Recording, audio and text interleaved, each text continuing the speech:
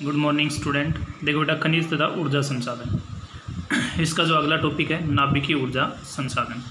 नाभिकीय ऊर्जा जो संसाधन है, इसकी शुरुआत जो है डॉक्टर होमी जहांगीर भाभा द्वारा, मेन है जहांगीर भाभा द्वारा इसकी शुरुआत की गई थी। ठीक है, कब? 1967 के अंदर जो है भाभा परमाणु अनुसंधान केंद्र की स्थापना करके, ठीक है, इसकी शुरुआत की गई। भारत जो है, जो मेन विकसित जो राष्ट्र हैं उनमें छठा जो 6 देशों में शामिल है, जिसके पास अपनी खुद की नाभिकीय ऊर्जा संसाधन जो है तकनीक है। ये कैसे बनाई जाती है? ये बनाई जाती है यूरेनियम से। ठीक है, यूरेनियम के माध्यम से, यूरेनियम के अंदर इतनी भारी मात्रा में यूरेनियम और थोरियम जो होती है खनिज पदार्थ होते हैं, ठीक है, इनके विखंडन के कारण, मतलब इनके टुकड़े होने के कारण, ठीक है, ये ऊर्जा उत्पन्न होती है। ये 27,000 टन कोयले को जलाकर की जो ऊर्जा प्राप्त होती है, उतनी ऊर्जा 1 किलोग्राम जो यूरेनियम और थोरियम जो होती है उसमें से प्राप्त हो जाती है। इसके नाभिकीय जैसे ऊर्जा जो संयंत्र हैं उसके आपने शायद सुनेंगे कुछ एक उदाहरण, जैसे तारापुरम जो है महाराष्ट्र के अंदर सबसे पुराना है। ठीक है, कोटा है के पास राउत बाटा जो राजस्थान में पड़ता है, कलपक्कम तमिलनाडु में, नरोरा है उत्तर प्रदेश में, कैगा कर्नाटक में। ठीक है, ये इनकी प्रमुख उदाहरण है। तो देखो नाभिकीय ऊर्जा संयंत्र, विगत कुछ वर्षों में नाभिकीय ऊर्जा के एक व्यवहार्य स्रोत के रूप में उभरा। यह ऊर्जा परमाणु खनिजों के विखंडन से प्राप्त की जाती है। नाभिकीय ऊर्जा के उत्पादन में प्रयुक्त होने वाली महत्वपूर्ण खनिज यूरेनियम और थोरियम है, जिनमें भारी मात्रा में ऊर्जा छिपी है। ऐसा अनुमान है कि 1 किलोग्राम यूरेनियम से उतनी ऊर्जा प्राप्त होती है जितनी 27,000 टन कोयले से। परमाणु खनिजों का वितरण। यूरेनियम एक भारी, कठोर और रेडियोधर्मी धातु है। यूरेनियम कैसी है? भारी, कठोर और रेडियोधर्मी। ठीक है, जो किस रंग की होती है? सफ़ेद रंग की होती है। यह प्राय पिच ब्लेंड तथा यूरेनाइट एस्कों से प्राप्त होती है। कहाँ से प्राप्त होती है? पिच ब्लेंड तथा यूरेनाइट एस्कों से।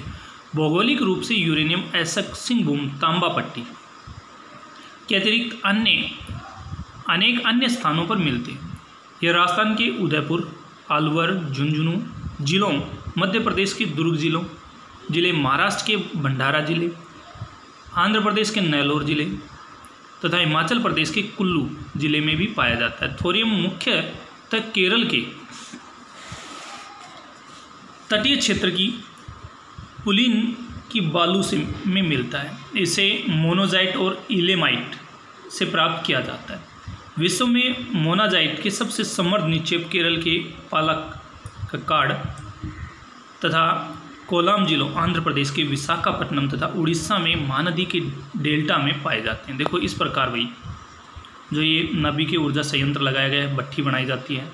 ठीक है, इसके अंदर जो है यूरेनियम और थोरियम डाला जाता है। ठीक है, और कोयले से इसको जलाया जाता है, जिससे इसका जो विखंडन होता है, ठीक है, और ऊर्जा जो है प्राप्त की जाती है।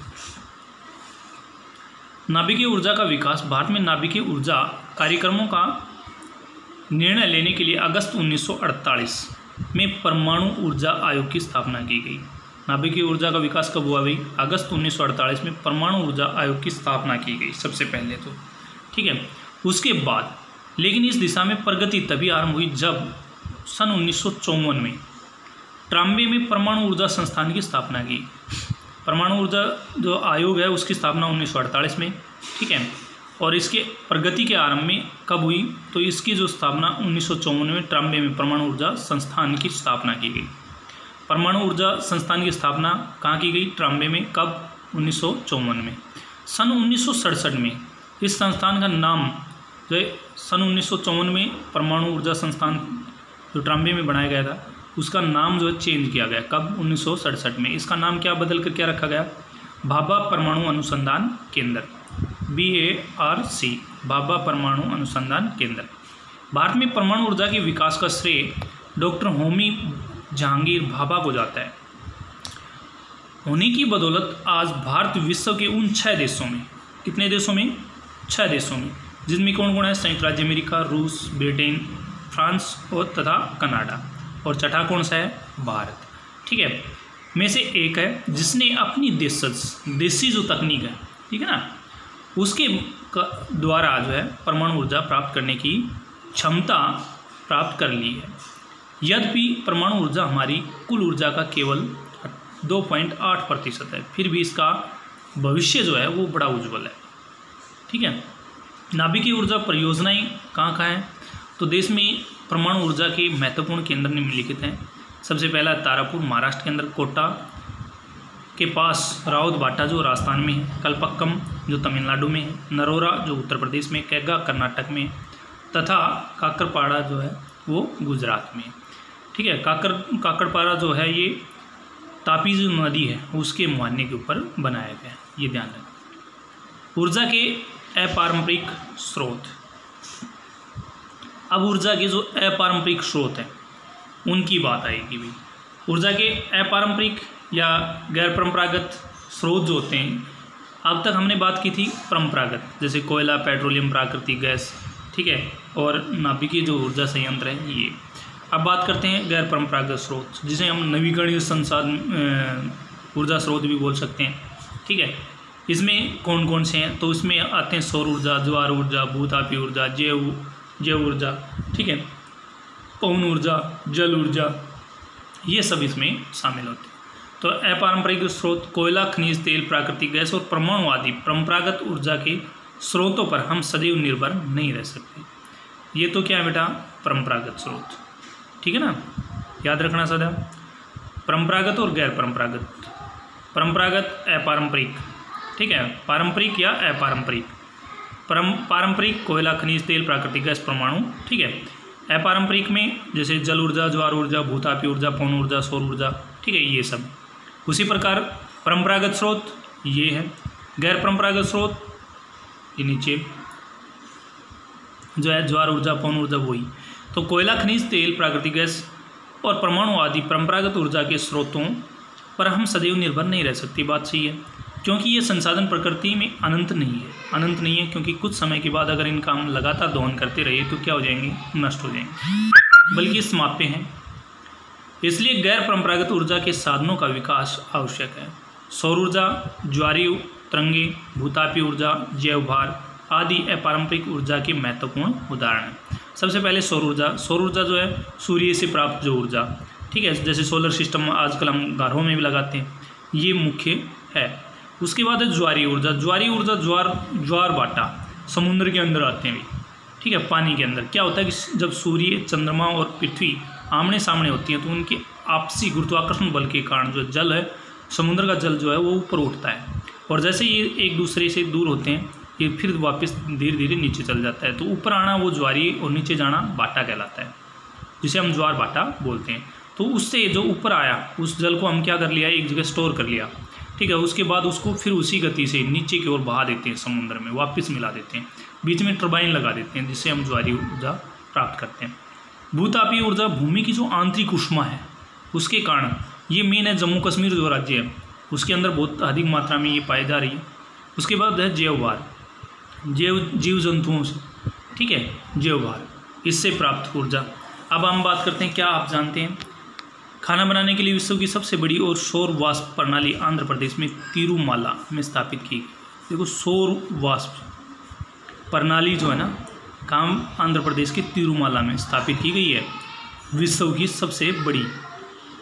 इससे 15,000 लोगों का खाना एक साथ बनाया जा सकता है। देखो कितनी बढ़िया व्यवस्था की गई है सौर वाष्प प्रणाली के माध्यम से।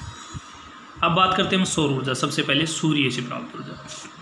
सूर्य की किरणों को फोटोवॉल्टाइक सेलों में विपासित करके उसे ऊर्जा में परिवर्तित किया जा सकता है। इस ऊर्जा को सौर ऊर्जा कहा जाता है। देखो ये इनके ऊपर जो है सूर्य की किरणें पड़ती हैं, परावर्तित होकर के इसके माध्यम से जो है सूर्य का जो मेन है ऊर्जा उत्पन्न होकर के ये वापस ज़मीन, इसमें हम इनका प्रयोग कर लेते हैं, स्टोर कर लेते हैं बैटरियों के अंदर, ठीक है। तो ये सौर ऊर्जा कहलाती है। किसके माध्यम से होते हैं? फोटोवॉल्टाइक सेलों में विपासित करके, ठीक है, ऊर्जा में परिवर्तित किया जा सकता है, उसे हम क्या कहेंगे? सौर ऊर्जा। सौर ऊर्जा को काम में लाने के लिए जिन 2 प्रक्रमों का अत्यंत प्रभावी माना जाता है ये हैं फोटोवॉल्हाइक और सौर तापीय प्रौद्योगिकी। प्रमुख जो हैं 2 प्रकार हैं जो जिनसे हम ऊर्जा प्राप्त करते हैं। सौर तापीय प्रौद्योगिकी अन्य सभी अनवीकरणीय ऊर्जा स्रोतों से अधिक लाभप्रद है। इस ऊर्जा को पैदा करना आसान है, इसकी लागत कम आती है और यह पर्यावरण के अनुकूल है। इसकी जो लागत है वो कम आती है और पर्यावरण के अनुकूल है। दूसरी अनवीकरणीय ऊर्जा से अधिक लाभप्रद है। सौर ऊर्जा तेल अथवा कोयला आधारित संयंत्रों की अपेक्षा 7% व नाभिकीय ऊर्जा से 10% अधिक प्रभावी है। सामान्य इस ऊर्जा का उपयोग पानी गर्म करने, जगह गर्म करने, खाना पकाने, फसलों को सुखाने, पानी को लवण युक्त मुक्त करने, औद्योगिक ताप प्रक्रिया, औद्योगिक तथा विद्युत उत्पादन प्रक्रमों के लिए वाष्प उत्पन्न करने और रेफ्रिजरेशन प्रणालियों के परिचालन आदि के लिए किया जाता है। देश के पश्चिम भागों गुजरात, राजस्थान में सौर ऊर्जा के विकास की अधिक संभावनाएं हैं।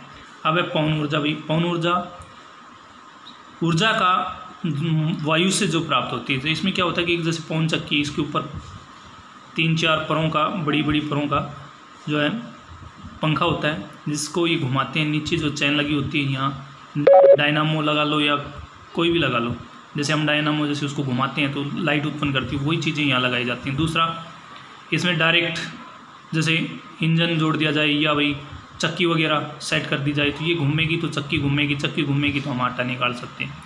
या फिर पानी निकालने के लिए इसके ऊपर चैन पुली लगा दी जाती है, उसमें डोलियाँ होती हैं, ठीक है, लगी, तो ये जैसे जैसे घूमेगी वो डोलियों पानी के अंदर डूबेंगी, भर करके वापस आएंगे और वो कुएँ के मुहाने के ऊपर जैसे पहले हम होद बना देते थे, ठीक है, जिसे हम ढाणा बोलते थे।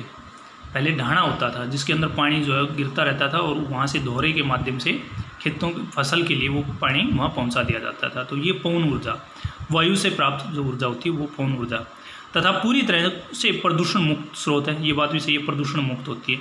इसमें बहती पवनों को ऊर्जा में बदलने की अभियांत्रिक बेहद आसान है। इसमें पवन की गतिज ऊर्जा को टरबाइन के जरिए, इसमें क्या है कि पवन से जो इसके माध्यम से चैन पुली लगा करके टरबाइन को घुमाया जाएगा, जैसे डायनामो घुमाया जाए, जितनी स्पीड से ये हवा चलेगी उतनी स्पीड से घूमेगा, उतनी स्पीड से डायनामो घूमेगा और लाइट उत्पन्न करेगा। देखो ये जैसे ये दिखाएगी पवन चक्की, ये इसी प्रकार, ठीक है, इनको नीचे तक।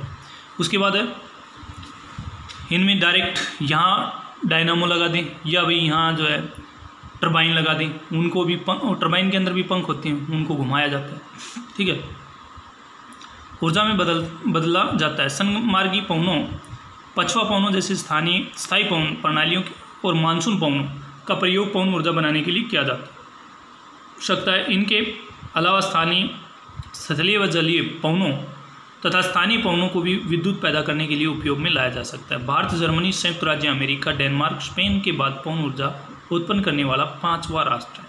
पवन ऊर्जा में कौन सा स्थान है? इसका 5वां स्थान है, ध्यान रखना इस चीज़ को। उसके बाद है अनुमान है कि भारत में लगभग 45,000 मेगावाट संभाव्य पवन ऊर्जा है। कितनी है? 45,000 मेगावाट, जिसमें से 14,775 मेगावाट, लगभग 1/3 पवन ऊर्जा प्राप्त करने की प्रौद्योगिकी विकसित हो चुकी है। अब तक लगभग 1628 मेगावाट पवन ऊर्जा प्राप्त की जा चुकी है। भारत के पास वर्तमान में एक महत्वाकांक्षी कार्यक्रम है जिसमें 45 मेगावाट की कुल क्षमता के लिए 250 वायु चालित टर्बाइनें 12 अनुकूल स्थानों पर विशेष रूप से समुद्र तटीय क्षेत्रों में स्थापित की जाएंगी। पवन ऊर्जा के लिए राजस्थान, गुजरात, महाराष्ट्र तथा कर्नाटक में अनुकूल परिस्थितियां विद्यमान हैं, क्योंकि ये मरुस्थलीय इलाके हैं और इनके अंदर जो है अत्यधिक मात्रा में पवनों का संचार होता है। गुजरात के कच्छ में लांबा का पवन ऊर्जा संयंत्र एशिया का सबसे बड़ा संयंत्र है। एशिया का सबसे बड़ा संयंत्र कहाँ लगा हुआ है? गुजरात के कच्छ में, लांबा का, ठीक है। पवन ऊर्जा का एक और संयंत्र तमिलनाडु के तूतीकोरिन में स्थित है। दूसरा कौन सा है संयंत्र? तूतीकोरिन, ठीक है। तो आज के लिए इतना ही। इसमें जो है मेन आपको क्वेश्चन करने हैं वो ये करने हैं बेटा कि ऊर्जा के अपारंपरिक स्रोतों के नाम लिखिए, ठीक है। उसके बाद सेकंड क्वेश्चन करना है सौर ऊर्जा से क्या अभिप्राय है, ठीक है। दूसरी है पवन ऊर्जा से क्या अभिप्राय है, संक्षिप्त वर्णन के, सौर ऊर्जा का संक्षिप्त वर्णन और पवन ऊर्जा का संक्षिप्त वर्णन। ये आपको ये क्वेश्चन आपको फिर नोटबुक में साफ राइटिंग में करने हैं। आज के लिए इतना ही।